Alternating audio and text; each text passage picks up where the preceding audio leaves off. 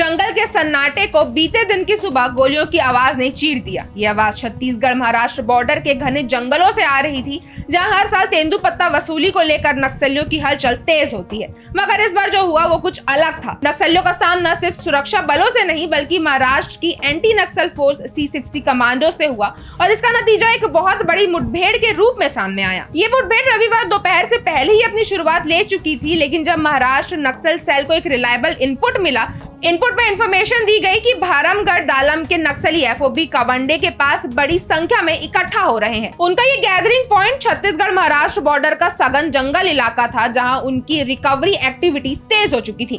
यही समय था जब तेंदुपत्ता सीजन अपने चरम पर था और नक्सली अपनी एनुअल कलेक्शन के लिए बड़े पैमाने पर ठेकेदारों से रिकवरी करने के लिए तैयार हो गए थे। ऑपरेशन की कमान एडिशनल SP M रमेश के हाथ में थी और उन्होंने लगभग 200 C60 कमांडोज की टीम के साथ रविवार शाम जंगल में प्रवेश किया। सुरक्षा बलों ने रात भर इलाके की सर्चिंग की और रणनीति बनाने के बाद सोमवार की सुबह ऑपरेशन की शुरुआत की।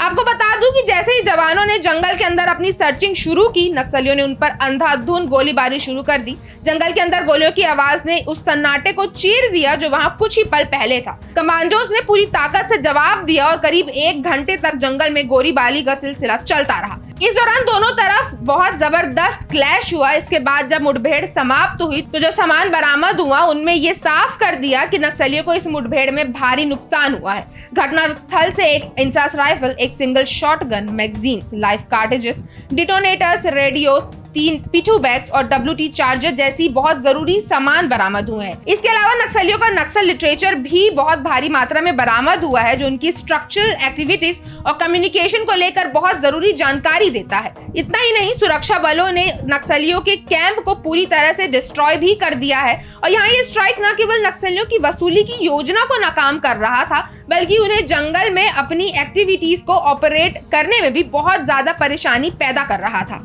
घटनास्थल पर मिले खून के धब्बे और शव घसीटने के निशान यहाँ ये साफ इशारा करते हैं कि नक्सलियों के बीच मौत और घायल होने की संख्या कम नहीं रही होगी। हालांकि नक्सलियों ने अपने साथियों के शवों को खींच कर ले जाने का कोशिश जरूर किया, जिससे ये संकेत मिलता है कि उनका नुकसान भारी था। ये यहाँ ये भी दिखाता है कि नक्सली इस समय अपनी जान की सलामती को प्राथमिकता देते हुए अपने घायल और मारे गए साथियों को अपने साथ लेकर भागे हैं। ये ऑपरेशन एक स्ट्रेटेजिक हिट भी माना जा रहा है, क्योंकि नक्सल संगठन के लिए तेंदुपत्ता सीजन सबसे ज्यादा फाइनेंशियल रिकवरी का वक्त होता है। ये स्ट्राइक नक्सलियों के इकोनॉमिक नेटवर्क और लॉजिस्टिक सपोर्ट को कमजोर करने का एक बहुत प्रभावी तरीका साबित हुआ है। इस ऑपरेशन में ये भी दिखाया गया कि बस्तर से लेकर मोहल्ला मानपुर, अंबागढ़ चौकी और महाराष्ट्र के गढ़चिरौली तक सिक्योरिटी फोर्सेस पूरी तरह से अलर्ट मोड में है। इन इलाकों में नक्सल गतिविधियों को रोकने के लिए कंटिन्यूअस ऑपरेशन चलाए जा रहे हैं और जिससे नक्सलियों की मूवमेंट पर कड़ी निगरानी भी रखी जा रही है। आपकी इस खबर पर क्या राय है, हमें कमेंट करके जरूर बताएं। अगर आपको वीडियो अच्छी लगी हो तो इसे लाइक करें और चैनल को सब्सक्राइब करना ना भूलें।